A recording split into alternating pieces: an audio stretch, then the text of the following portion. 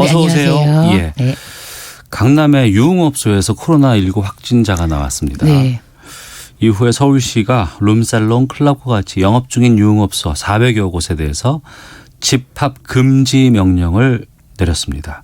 이전에는 임시 휴업을 권고하는 차원이었잖아요. 네, 그렇습니다. 이 권고에서 예. 단계 조치를 높여서 집합 금지 명령을 내린 거죠. 이 명령 내려지면 어떻게 되는 거예요? 이 명령을 위반했을 경우에는 네. 300만 원 이하의 형사처벌에 처해질 수 있습니다. 300만 원 이하의 형사처벌. 네. 그러면 이거는 벌금입니다. 업소가 있고 네. 아니면 그 업소에 출입한 사람이 있을 거, 손님이 있을 거 아니에요? 네. 그럼 업소만 부과하는 거예요? 업소에 대해서도 그 명령을 위반한 것으로 보여지니까 업소에 대해서도 할 수 있고 예. 이 손님도 집합 금지 명령인데 그 네. 뭐 조치를 보고서도 거길 들어갔다라고 하면은 손님도 부과될 수 있는 거죠. 손님한테도 이용자한테도.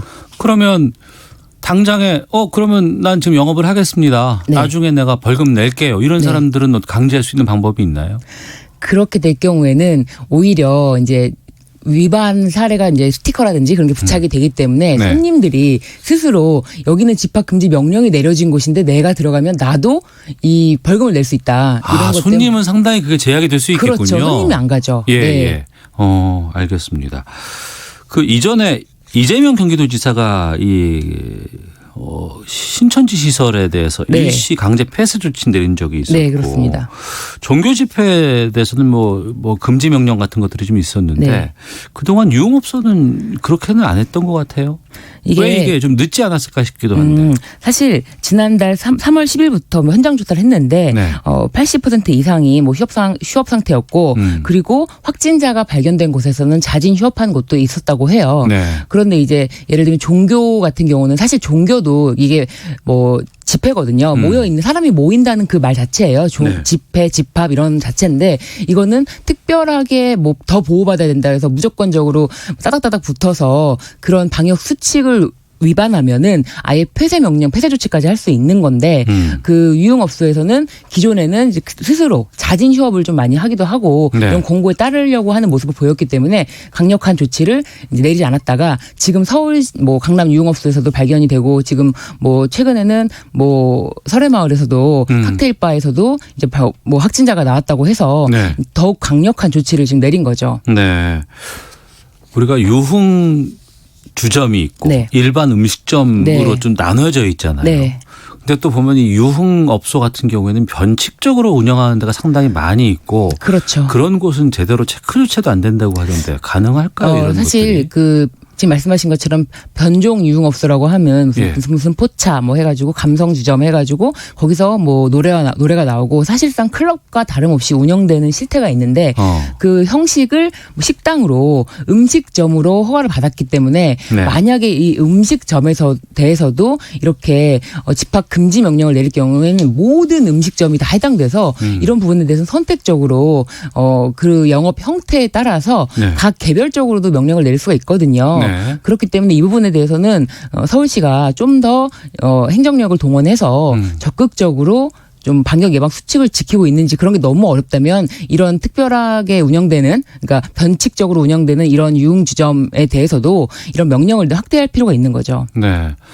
하지만 그 영업에 대한 이익 같은 것들을 보상해달라 뭐 이런 얘기들도 좀 나오는 것 같은데. 네. 그래서 지금 이렇게 갑작스럽게 또 전체적으로 제한하고 금지하면은 예. 이 재산권이 상당한 침해가 된다. 그렇기 때문에 바로 보상 얘기가 나오는데 서울시에서 이 모든 업소에 대해서 영업 보상을 해줄 수가 없잖아요. 그렇죠. 사실 지금 재난 뭐 기금조차도 어떻게 우선 지금 방역을 하는 것이 우선이기 때문에. 그렇죠. 예, 그런 예. 것도 그런데 이 영업 보상까지 하게 되면 너무 액수가 커지기 때문에 이 부분에 대해서는 검토는 하고 있으나 보상할 수가 없을 것이다. 이제 이런 입장을 또 내놨어요.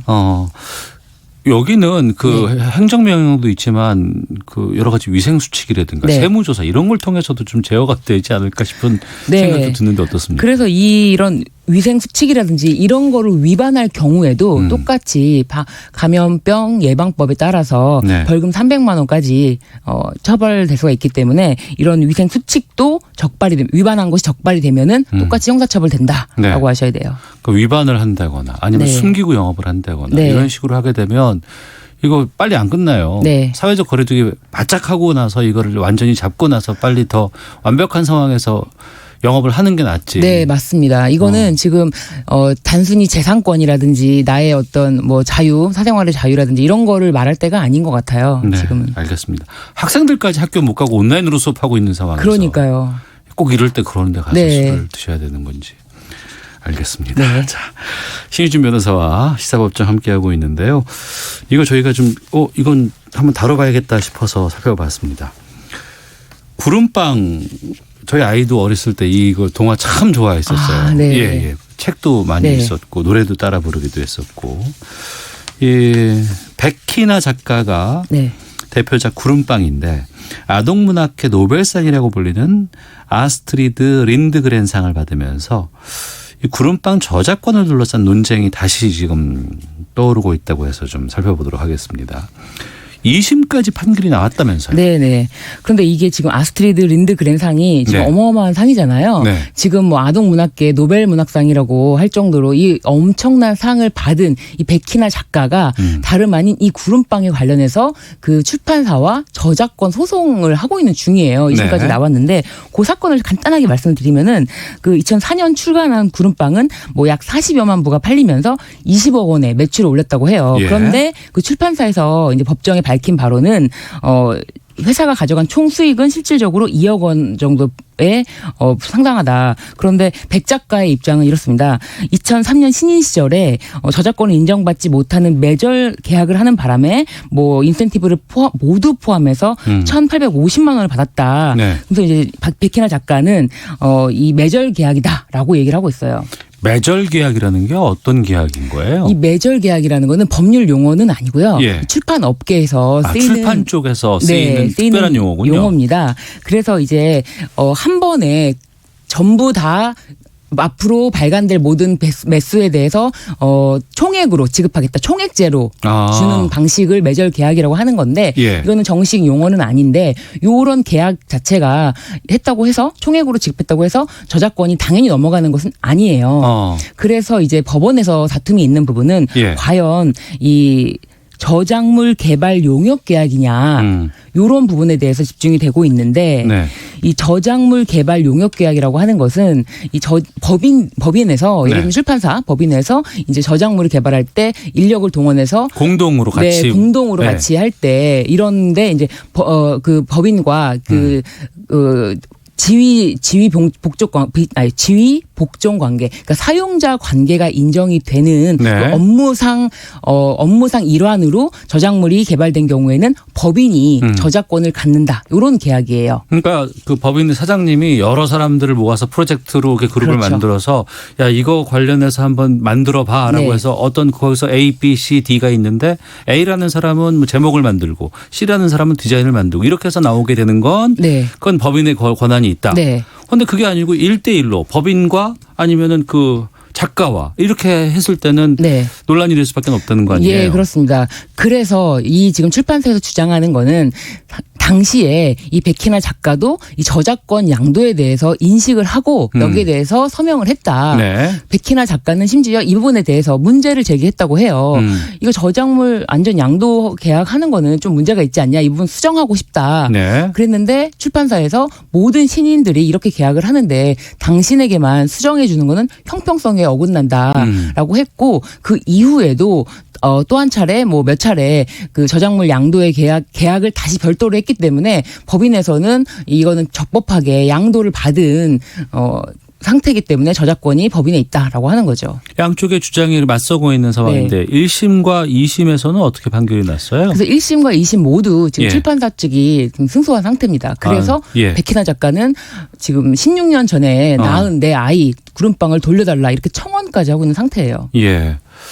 우리가 뭐 음악 같은 경우에는 작곡가 작사가 노래를 부르는 사람이 명확하게 돼 있잖아요. 이게 네. 양도도 잘 안 되는 걸로 그렇죠. 알고 네. 있거든요. 네. 근데 유독 만화업계라든가 아니면 출판업계에서는 좀 이런 상황들이 좀 많아 보여요. 업계의 네. 특성들이 좀 반영된 거라고 보세요? 네, 사실 저작권이라는 것에 대해서 인식이 전반적으로 부족한 상태라고 보시면 돼요. 그래서 지금 올해 그 이상 문학상에 대해서도 문제가 제기가 돼서 저희 시사법정에서 한번 다뤘었잖아요. 네. 예. 그래서 그것에 대해서도 지금 뭐 이제 뭐 그 문학사상이 사과를 하고 그런 부분에 대해서 저작권에 대한 인식이 부족했던 점에 대해서 사과를 한다. 네. 그래서 저작권 양도 3년간 이것이 아니라 이제 출판 계약으로 1년간 이렇게 바꾸겠다라고 얘기를 한 정도로 이 저작권에 대한 인식이 부족하고 출판 업계가 사실은 굉장히 힘듭니다. 네. 그리고 신인 작가들은 더 힘듭니다. 그렇죠. 그러니까 이 힘든 상황에서 조금이라도 어떻게 편리하게 그 한 번의 그 계약서로 인해서 이런 일들이 계속 발생되었던 것 같아요. 그러니까 물론 출판계도 힘들고 네. 근데 신인 작가의 입장에서는 내 작품을 소중한 그렇죠. 내 작품을 아이와 같은 내 작품을 어디로 이제 통해서 발표하려고자 하는 그 생각 때문에 저작권 이런 건 처음엔 생각 못하고 하는 경우가 꽤 있었지 않았나 그러니까요. 생각을 싶네요. 못하기도 했지만 생각을 한다고 해도 예. 모든 신인 작가들한테 이렇게 지금 하고 있다. 어. 이런 어떤 관행들이 그 요구를 수정 요구를 못하게 또 만드는 것이었기 때문에 예. 지금 앞으로는 이게 논란이 지금 대폭되었기 때문에 이 부분에 대해서 개정안도 올라가 있었어요. 아 국회 이 저작권 관련한 개정안이 있어요? 네, 상정되어 있었는데 이 부분에 네. 대해서는 논의가 없이 폐기된 상태예요. 그래서 아마 21대 국회가 이제 구성이 되면은 이 부분에 대해서 다시 한번 발의가 되지 않을까 싶습니다. 그러면 지금 2심까지 패소한 그 백 작가는 대법원까지는 가겠다는 입장인가요? 네, 백 작가는 마지막까지 가겠다라고 하는 입장인데 네. 지금 이미 이제 법조인 저도 이제 변호사다 보니까 법조인으로서는 그 서명한 계약서에 예. 그 인식이 명확했는지에 대한 판단을 우선으로 보기 때문에 아무래도 백 작가 측이 많이 어렵지 않을까 싶은 생각도 들어요. 그러니까 저작권에 대한 인식은 좀 많이 바뀌었고 최근에 이상문학상 같은 경우에도 이제 여러 가지 보도가 되고 하면서 다시 좀 환기되는 부분들이 네. 있기 때문에 신인으로 이제 앞으로 활동하실 분들 이런 부분들 되게 중요합니다. 네. 좀 꼼꼼하게 좀 챙겨보시고 임하는 게 좀 좋을 것 같습니다. 자, 시사법정 지금까지 신유진 변호사와 함께했습니다. 고맙습니다. 네, 감사합니다. 예.